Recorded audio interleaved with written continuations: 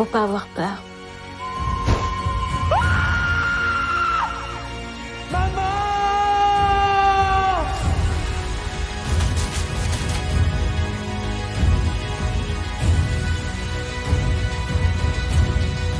Bonsoir à toutes et à tous, ravi de vous retrouver aussi nombreux ce soir pour on va le dire, c'est un film événement. Nous avons deux invités ce soir. Le premier, il est réalisateur, vous le connaissez sans doute. Si ce n'est pas le cas, je vous invite dans un premier temps, après cette séance, à découvrir un film qui a eu un certain succès à la fois public et critique, qui s'appelait Les Combattants, qui avait eu un certain succès, qui avait eu un certain nombre de prix, dont celui du meilleur premier film et du meilleur réalisateur. Et je vous invite vraiment à découvrir ou à redécouvrir ce film qui est une petite merveille.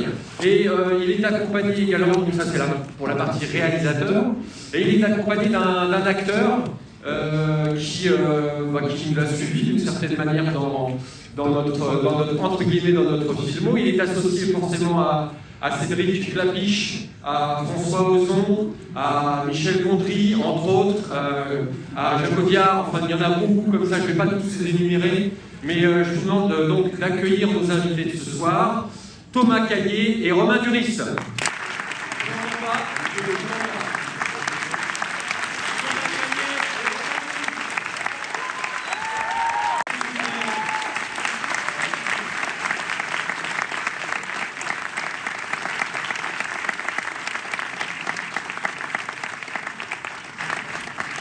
Bonsoir messieurs. Bonsoir. Merci d'être là, ça fait plaisir de vous recevoir. Je disais quelques mots tout à l'heure de l'expérience de chacun, de l'histoire de chacun. C'est toujours difficile de parler d'un film qu'on n'a pas vu, en tout cas on va parler d'abord de ce que vous avez vécu ensemble, de votre rencontre peut-être Thomas, et de la rencontre avec Romain. C'était donc forcément après le scénario. Je cherchais un acteur pour interpréter le père dans le film, François. Voilà, c'est particulier, donc je ne peux rien dire puisque vous n'avez pas vu le film. Et puis, non, en fait, il se trouve que j'ai pensé assez directement à Romain, parce que, pour la faire simple, c'est le premier acteur français que j'ai regardé vraiment quand j'étais ado. Il y avait des films américains, il y avait du cinéma asiatique, il y avait plein de choses. Et le cinéma français, pour moi, il a commencé avec Le Père est jeune, et Romain Duris, après, c'est quelque chose d'autre. C'était un rôle, les premiers auxquels j'ai pu identifier en tant que cinéphile français. Donc la cinéphile française, elle vient de cette personne. J'étais à la fois impressionné et j'ai décidé de lui faire lire mon texte. Et donc, il m'a envoyé, quoi. Et ensuite. Alors moi j'ai lu le scénario et c'était assez rare d'être comme ça bouleversé par un scénario, parce qu'en général, forcément quand on lit un scénario, on voit un peu le travail, on s'imagine plein de choses, mais là je suis parti comme vraiment un livre magnifique qu'on dévore. Et surtout en plus ça faisait écho, alors là je ne peux pas trop en dire, mais bref ça faisait écho un peu à la période du Covid qu'on a tous traversé, vous allez voir, et je trouvais que c'était encore plus, ça allait encore plus loin, c'était...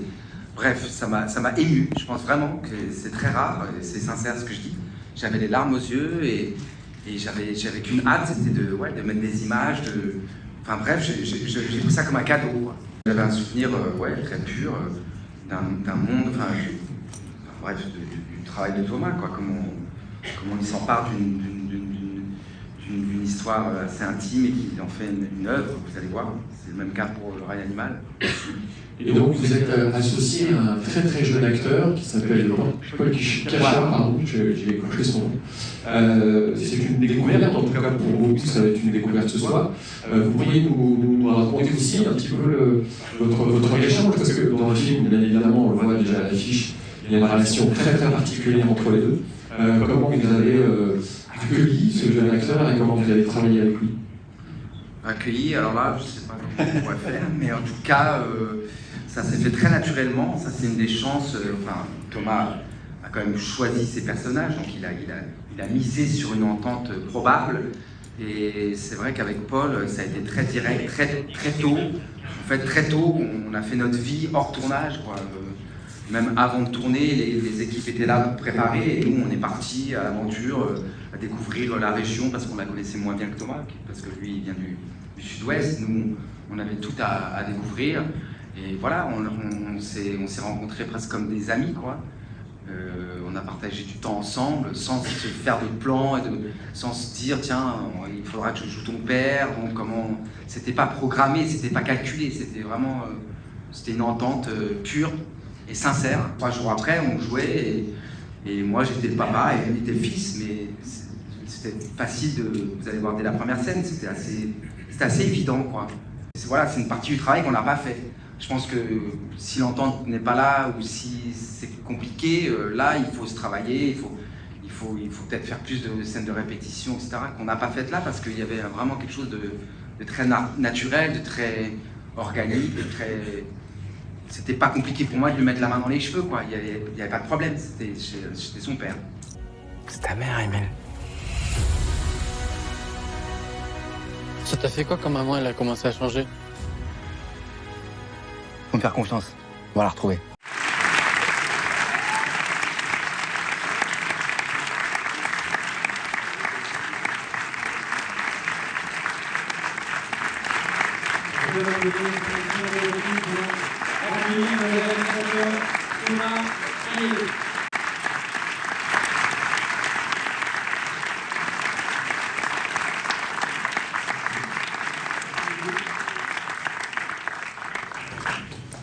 Bonsoir Thomas.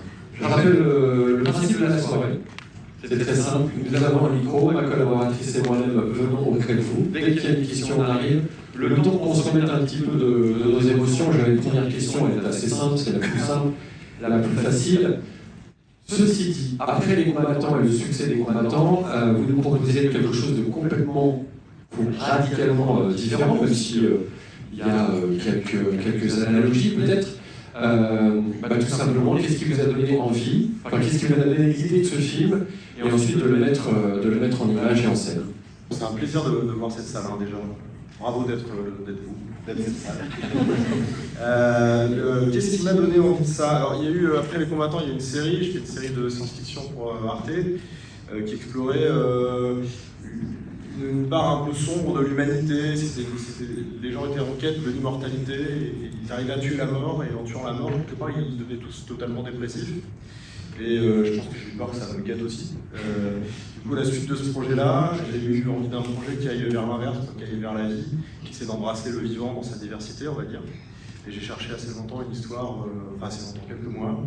Et puis après, j'ai eu un petit coup de pouce du destin. Je suis tombé par hasard dans un jury sur les travaux d'une élève de la FEMIS qui étudiait le scénario à la FEMIS, c'est aussi ce que j'avais étudié là-bas. Et son scénario parlait de gens qui se transformaient, ou qui avaient des crises en tout cas, qui passaient par des stades animaux. Ça m'a touché et du coup j'en ai parlé avec elle et je lui ai proposé qu'on travaille ensemble et qu'on importe autour de cette métaphore-là des thématiques que j'avais envie d'aborder, à savoir l'émancipation, l'affiliation, la différence, le rapport au vivant. J'ouvre le bal. Déjà le film m'a beaucoup plu, donc merci d'avoir fait ce film, c'était cool. J'avais juste, en fait, moi j'ai repéré comme 3 thèmes principaux l'amour, la différence, notamment la manière dont on agit vis-à-vis de l'indifférence, et la famille aussi, qui est très important, et la nature. Et je me demandais si c'était 3 thèmes qui sont importants pour vous. J'ai l'impression que cette histoire de mutation, c'était une histoire du dedans vers le dehors. Je crois que la mutation, elle démarre à l'intérieur du corps, elle ne se voit pas forcément, puis elle finit par altérer des choses, altérer des corps, des comportements, et puis des interactions sociales. Et puis, voilà, ça n'a pas de limite. Ça peut finalement même changer une société ou changer le monde. Donc j'avais envie que cette histoire-là ait tresse différents niveaux de lecture en allant du dedans vers le dehors. Donc ça passe d'abord par le corps de ce garçon, et Stevie, à travers ça, du point de vue d'Émile, cette mutation, elle est aussi la métaphore de l'âge qu'il est en train de vivre, de son passage à l'âge adulte, de son émancipation, de toutes les expériences qu'il fait, des obstacles qu'il franchit. Au-delà de lui, et évidemment du regard des autres qu'il a. Au-delà de lui, il y a le rapport avec son père, et là, c'est plutôt la question de la transmission, effectivement, de la famille et des liens qu'on tisse, donc oui, de l'amour inconditionnel que François a pour son fils, et pourtant qu'il aveugle pendant un moment, qui l'empêche de le regarder tel qu'il est, dès qu'il est en train de devenir. Donc la question de comment cette transmission elle se fait dans les deux sens, comment Émile apprend des choses de son père, mais comment aussi François apprend des choses de son fils, change son regard sur son fils, et passe d'un instinct de protection, voire même d'inhibition à un moment, à quelque chose qui lui pousse, il le laisse aller, lui fait confiance, il dit je crois en toi, tu peux devenir ce que tu veux être. Et au-delà d'eux, il y a le rapport qu'ils entretiennent à un monde qui est en train de glisser, une société qui bascule, dans laquelle chaque personnage doit se positionner, y compris moralement, sur ce qui est en train de se passer. Est-ce qu'on accueille la différence? Est-ce qu'on rejette? Est-ce qu'on a peur? Est-ce qu'on cède à la peur? Est-ce qu'on désobéit? Voilà, tous ces thèmes qui sont dans le film et qui le rendent aussi politique. Et cette différence, elle touche évidemment à l'humain, mais pas que aussi. C'est aussi une question de ce qui nous relie à l'ensemble de ce qui vit autour de nous, qui n'est pas forcément humain, d'où le titre, et du coup, ces citations animales. Donc là, je rejoins ce que tu dis sur l'environnement et la nature. T'as vu le retard qu'on a déjà? Genre, c'est ma faute. Attends, tu te fous de moi? Attends, Émile! Oh! Arrête ton cirque! C'est quoi ton problème? C'est pas...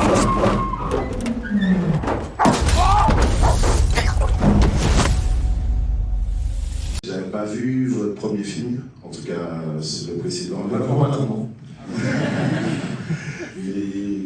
mais pour la petite blague, il était dans ma playlist by Canal, mais j'ai pas eu le temps de le voir. Et que dire? Mon cœur m'a Mais en vrai, non, mais blague à part, en fait, celui-là m'a donné envie de le voir. C'est-à-dire que j'en ai apprécié la démarche, même si j'en ai pas apprécié tous les aspects, mais ça, on s'en fout, en fait.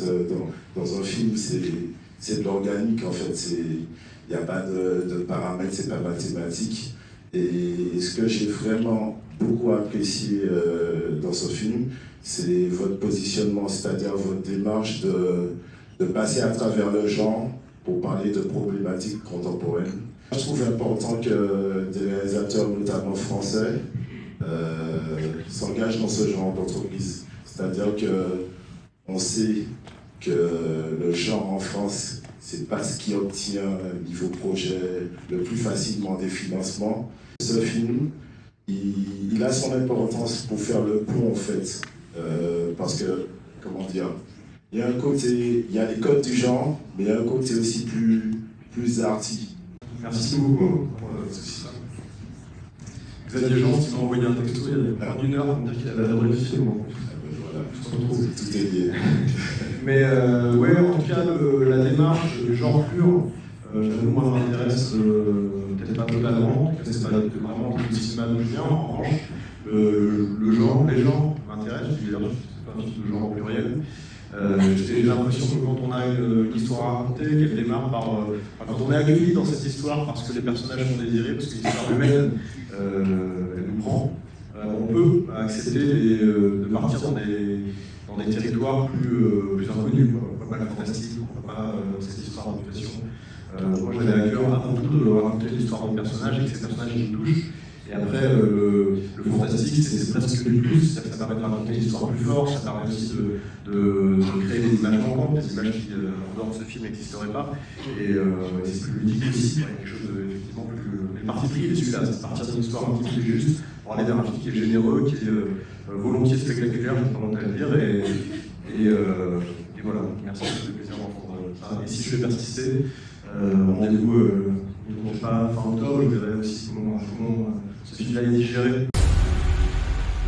C'est une mutation, c'est un phénomène récent, complexe, et j'admets volontiers, on comprend pas tout. C'est ta mère, Emile.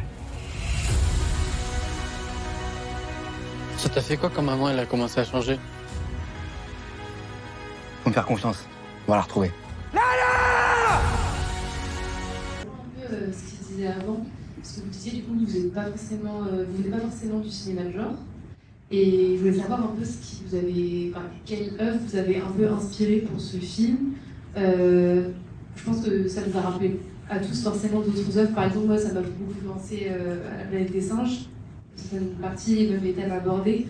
Du coup, ça m'intéressait de savoir un peu ce qui vous avait inspiré, s'il y a des œuvres qui revenaient quand vous avez réalisé le film. Et l'autre question, elle est peut-être un peu plus basique, mais ça me tracasse.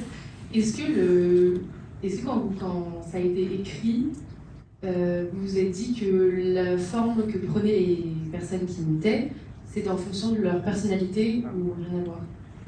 Ok. Les deux questions.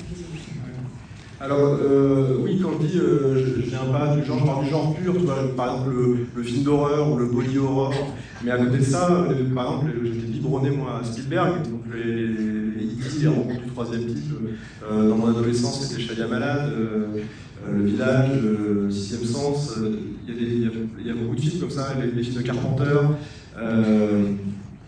mais disons que c'est à chaque fois des films qui, pour moi, se présentent plus comme un spectacle total que comme un pur essai, comme un exercice de style sur le genre. Voilà. Donc ça, c'est ce qui me tenait à cœur. Donc, tous ces films-là en font partie. Je suis aussi un grand admirateur de Bong Joon-ho. Et y compris ce qu'il a fait avant Parasite. Si vous avez vu Zios, si vous n'avez pas vu, il faut le voir. C'est très réjouissant. Et il y a un truc qu'on partage, j'ai l'impression, c'est un amour justement du mélange des genres. C'est dans les films de Bong Joon-ho, il y a ce truc hyper fluide où ça passe.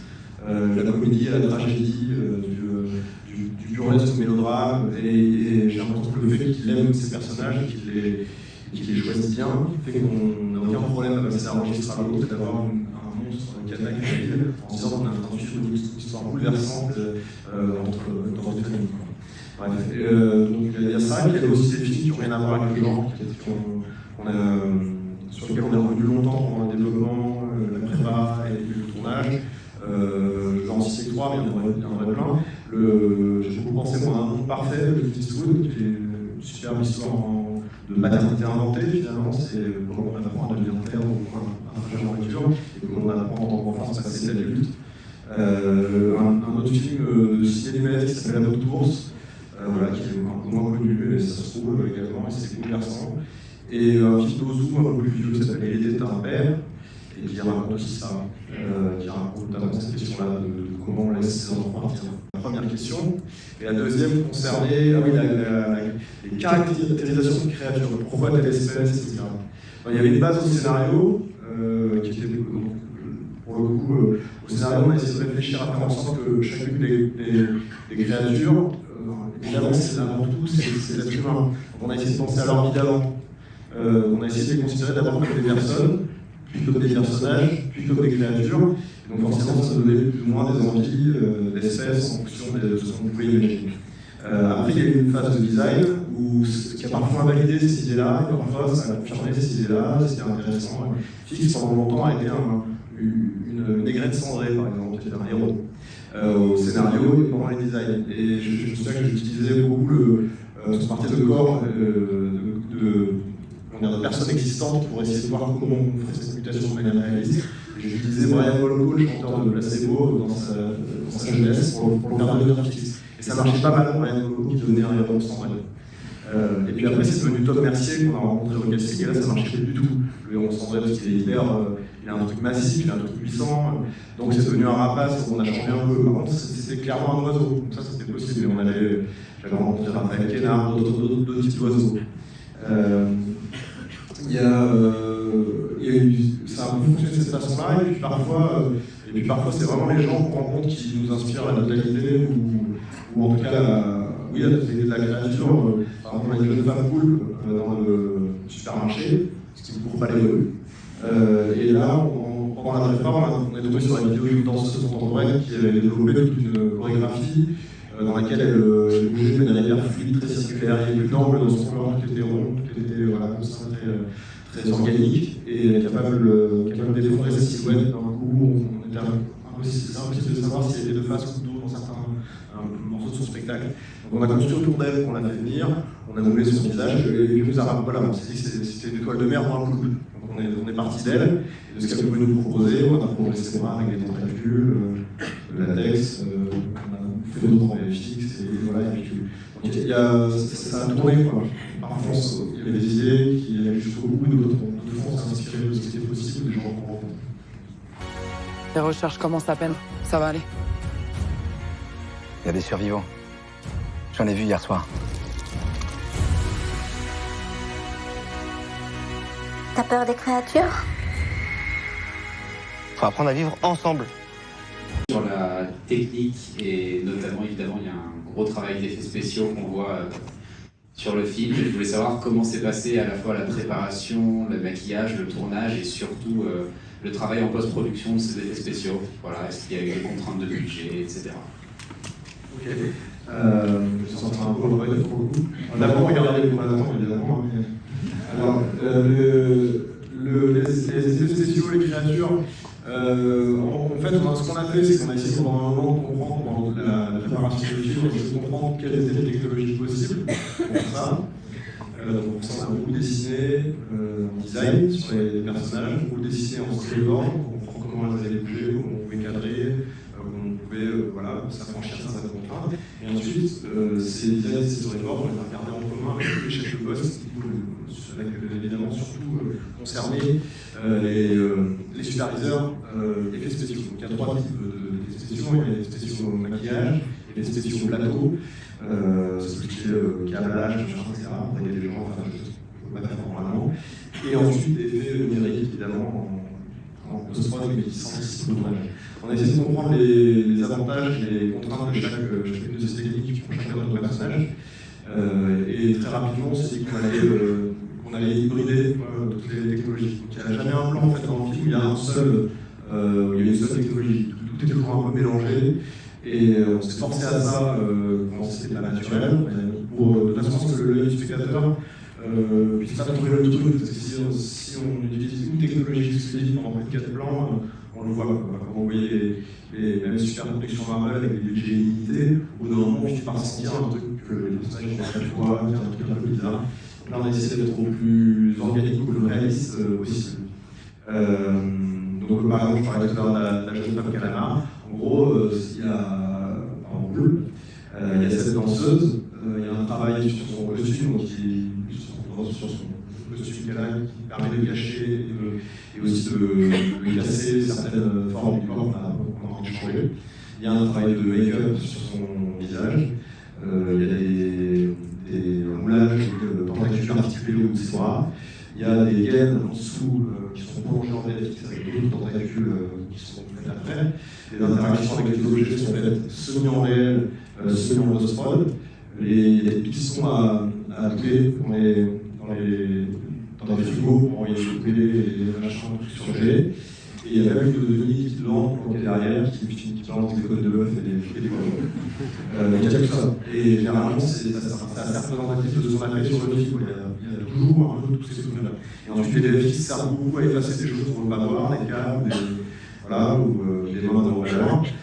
Et puis aussi à faire des choses qu'on ne va pas faire autrement. Et donc, oui, ça a été long. En tout cas, la conception a été très longue. Une prépa de film, ça va passer entre l'écriture et le tournage, c'est généralement 3-4 mois, 2 à 4 mois. Là, ça a fait ce qu'on a travaillé 18 mois entre l'écriture et le tournage pour trouver les solutions à nos problèmes. Et après, le tournage s'est fait de manière assez classique, plus compliqué quand même. Et la post-prod, évidemment, elle est à la hauteur. Vous avez pas vu le générique qui est diffusé pendant 18 minutes derrière. Ça ressemble un peu à un générique de Pixar avec plein de gens qui n'ont pas la moindre idée de ce. Mais ils ont très bien travaillé. C'est vraiment intéressant et les scènes étaient très touchantes, notamment tout ce qui touchait à la transformation d'Émile. Est-ce qu'on peut voir à travers ça une critique un peu anthropocène, enfin de l'anthropocène, de l'époque à laquelle on vit? Et surtout, est-ce qu'on peut voir à travers le personnage de Fix une allégorie de la condition de vie dans laquelle on est, c'est-à-dire que le mythe d'Icare, à la base, c'est vraiment un homme qui est tué par la nature. Et là, on a l'effet inverse. On a Fix qui se transforme en la nature et qui, par la suite, est tué par l'homme lui-même. Donc voilà, je voulais savoir s'il y avait un engagement derrière de votre part qui était vraiment là pour dénoncer l'environnement dans lequel on est aujourd'hui, la domination des hommes sur la nature et tout. Merci. Oui, évidemment, il y a tout ça derrière. En tout cas, sur la capacité de l'homme de se détruire lui-même et de détruire le monde dans lequel il vit, c'est un peu même. C'est sûr que c'est à la base du désir de cette histoire. Et l'idée, c'était, voilà, je dis comme dans un monde qui s'appauvrit, la biodiversité s'effondre, etc.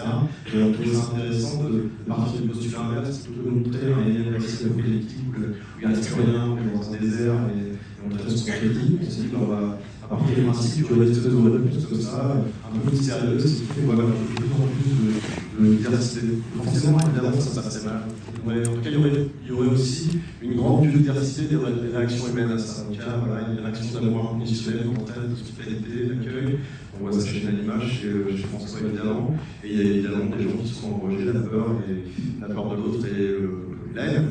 Après, moi, je n'ai pas un jugement moral définitif, mais j'ai l'impression que ça se joue maintenant.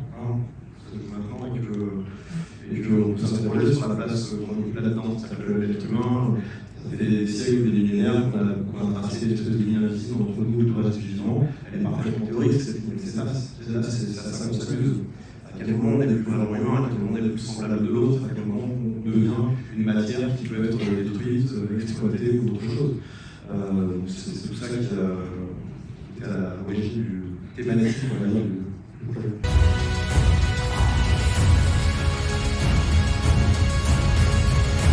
Merci pour le film, je trouve que c'est une grande réussite tant dans la forme que dans le fond. Et j'ai été relativement surpris dès l'entrée du film.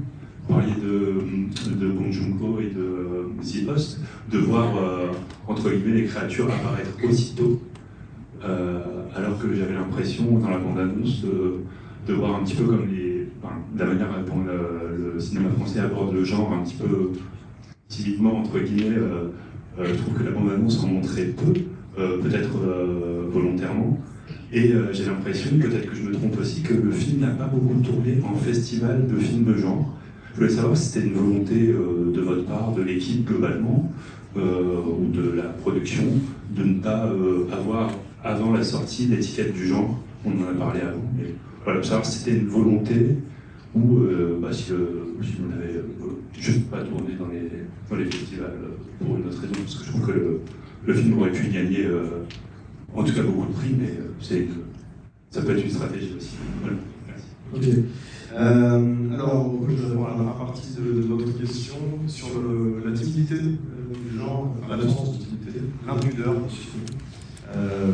On a eu assez tôt conscience que si on voulait aller au bout de ce projet, il fallait les montrer en fait, ces créations. On ne peut pas jouer avec les effets de dévoilement successifs, montrer la première créature au 1h30, ça ne marcherait pas parce que l'histoire c'est dans son propre mystère, sans arrêt, on demande ce qui se passe, donc ça génère de l'anxiété. Et moi je voulais pour que le fonctionnement de la société, le fonctionnement de cette famille puisse exister aussi. Il y a un quotidien, donc il déménage, il tombe amoureux, il rencontre une nouvelle classe. Et ça, pour que ça existe, que ces rapports très quotidiens existent, il faut qu'il y ait une sorte de sentiment de normalité, qui cache évidemment plein d'écueils, et ça va s'éveiller au fur et à mesure du film, plus on voit que c'est une réalité, qu'il y a des créatures, etc. Mais il fallait les montrer dès le début, pour remettre les pieds dans le plat et pas se retrouver avec une histoire qui est dans son propre, qui est un peu étouffée par son propre mystère. Et ça va aussi avec la question du mélange des genres, on parlait tout à l'heure, aussi c'est bon, mais je trouve qu'à partir du moment où on met les choses et on est très carré avec ce qu'on montre, on peut du coup être dans cette variété avoir des scènes qui sont drôles, qui sont plus intelligentes, on n'est pas juste dans la même scène qui se répète de course-poursuite effrénée, etc. Voilà. Et quant à la deuxième, je pense que je vais laisser la parole à mon producteur, qui est très fort, Pierre Guyard.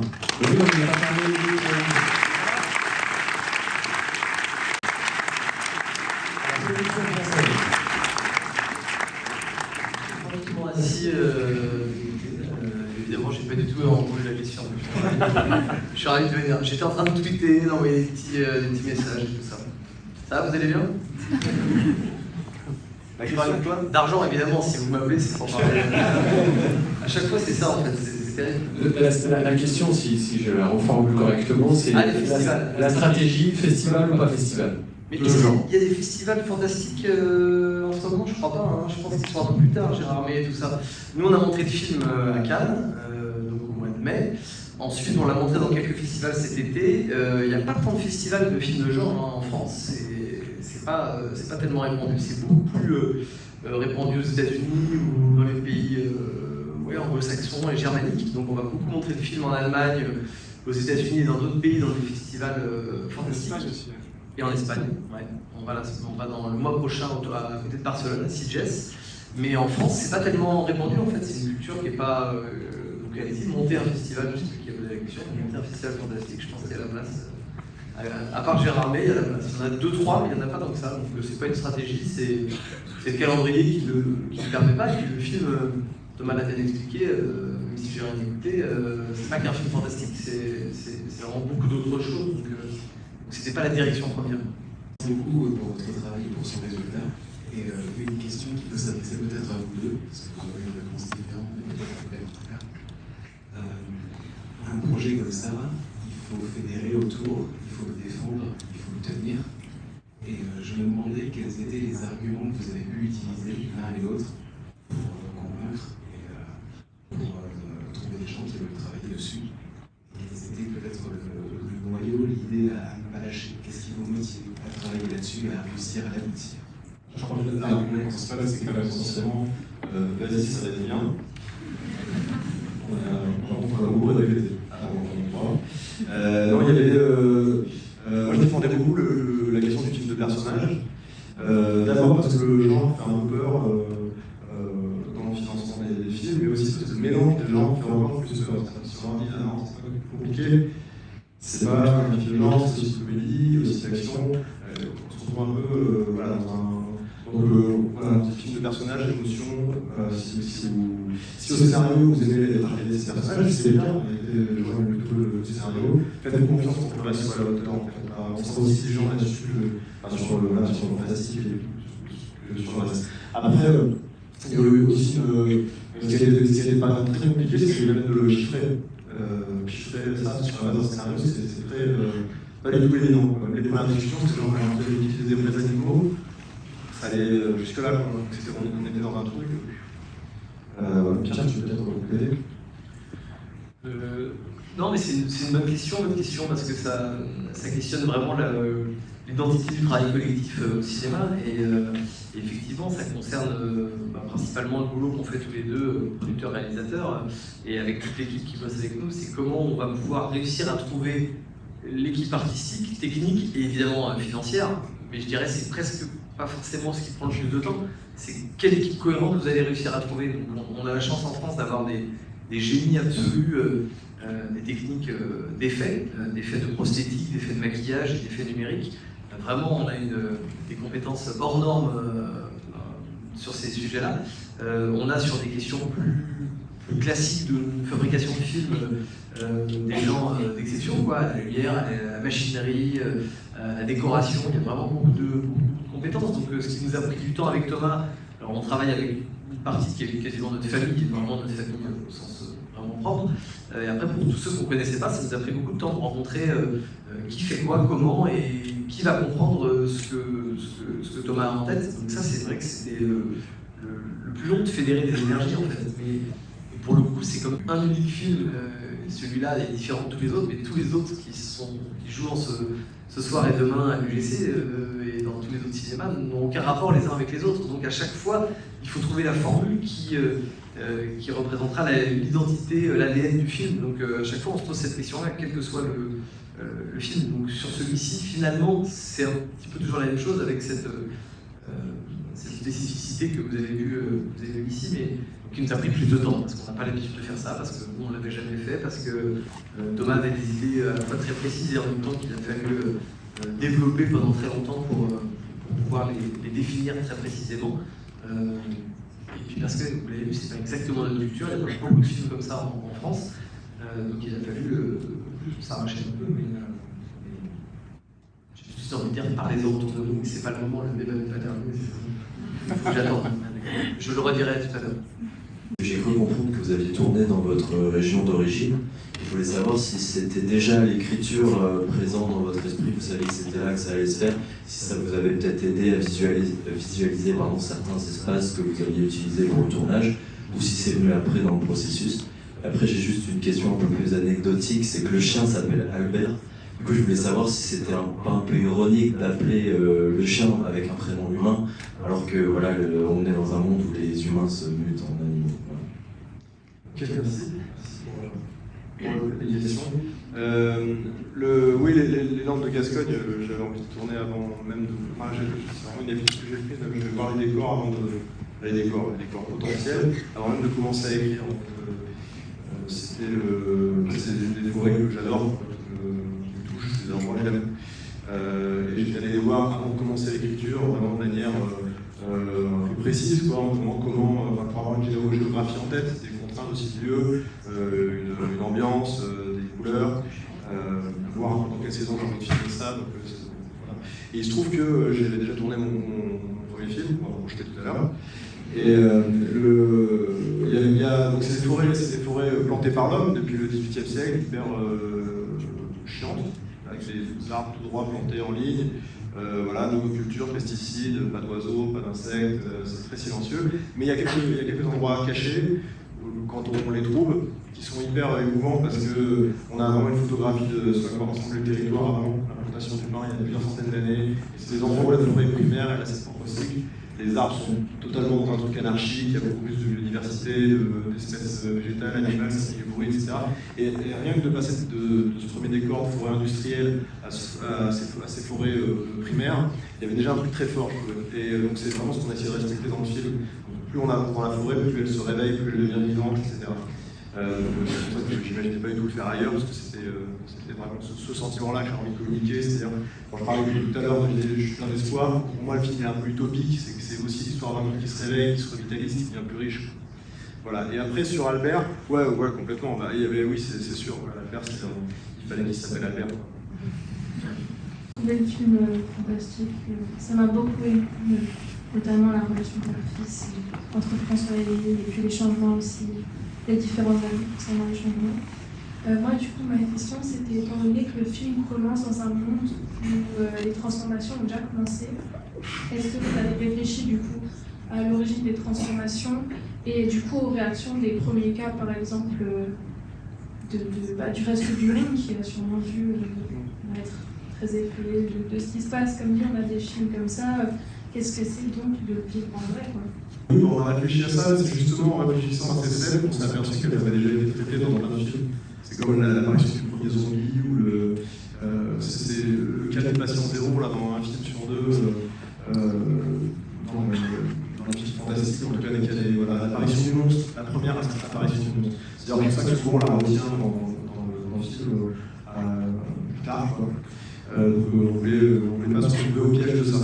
Parce que sinon, le film ne parle plus que de ça. Et je voulais qu'il parle aussi, vous l'avez bien dit, d'une relation entre un père et un fils, qu'on aille plus profond là-dedans. Et donc ça supposait démontrer directement pour étouffer le truc, ils ont fait la mystère, c'est ça qu'on garde. Maintenant, voyons quel impact ça a dans la vie de ces gens-là. Un sujet assez long, c'est vrai que d'autant qu'il y a un personnage qui perd la parole, enfin plus exactement, le système de communication va changer. Il les apprend le langage humain pour acquérir d'autres compétences lexicales, on va dire. On a fait pour le son ce qu'on a fait pour le reste, c'est-à-dire on a essayé de partir des comédiens qui se sont beaucoup entraînés, ils ont suivi des entraînements un peu particuliers. Félix, par exemple, il a passé plusieurs mois avec des chanteurs d'oiseaux, c'est ce métier en fait, qui imitaient les oiseaux, et qui lui ont appris comment faire les oiseaux. Ils ne produisent pas du son en projetant de l'air, ils produisent du son en aspirant de l'air. Tout doit être. Je ne vais pas le faire parce que ça serait ridicule, mais vous entraînez chez vous, c'est très difficile, ça fait affreusement mal à la gorge. Et les fils, Tom Mercier, l'acteur, a fait ça pendant des mois et des mois pour arriver à trouver son son, à trouver sa créature sonore. Donc voilà, ce qui fait que tout ce que vous entendez dans le film, ça vient de lui. Il y a eu quelques trucs après pour retoucher, mais il est arrivé à sortir des sons complètement ahurissants. Elle est très forte, elle a projeté très loin. Et il a fait la même chose sur d'autres gammes de sons, sur le allaitement, le grognement, le cri, la respiration, beaucoup, parce qu'on s'est aperçu que pour le mammifère qui est en train de devenir, la respiration elle joue beaucoup dans les épaules, dans la façon dont il se tient. dont il gère le stress, etc. Donc chacun a travaillé pour proposer sa gamme. Et après, il y a aussi le travail fait en post-production là-dessus, où on a combiné des sons les uns avec les autres. Il y a plein de techniques, mais principalement on a essayé de faire en sorte que tous les gens, que les créatures qu'on voit à l'écran soient à l'origine de leur propre vocifération. J'ai adoré le film et plusieurs fois ce soir vous avez dit que vous n'avez pas parlé de ça d'un sujet parce que ce serait trop étendu sur le film et vous n'aurez pas joué que ça. Je voulais savoir si vous n'avez pas un peu la frustration de ne pas avoir parlé d'autres sujets et enfin, de ne pas avoir pu faire un film plus long. Vous aurez parlé d'un peu plus de sujets. Non, je suis content des voyages du film. Je crois que dans ma tête, à la base, je voulais qu'il fasse 1h55, il fait 2h08, ça va bien. Mais disons qu'en gros, ce qui structure le film, ce qui structure vraiment la narration du film, c'est pas l'adaptation du film, c'est pas le ce qui structure le film, c'est l'état de la relation entre ce père et son fils. Voilà, et on commence avec lui dans la voiture, le fils s'en va, le père sort, le ramène de force. On termine sur la même scène dans la voiture. Cette fois, c'est le père qui ouvre la porte, qui dit vas-y, tu peux y aller. Et au moins, l'histoire est terminée là, entre eux. Après, on pourrait tisser les fils, raconter l'histoire de Nina, de Julia, faire des préquels, d'autres trucs. Et des séries et tout. Mais voilà. Mais en tout cas, sur ce film-là, je suis bien avec. Bien, on s'arrête là.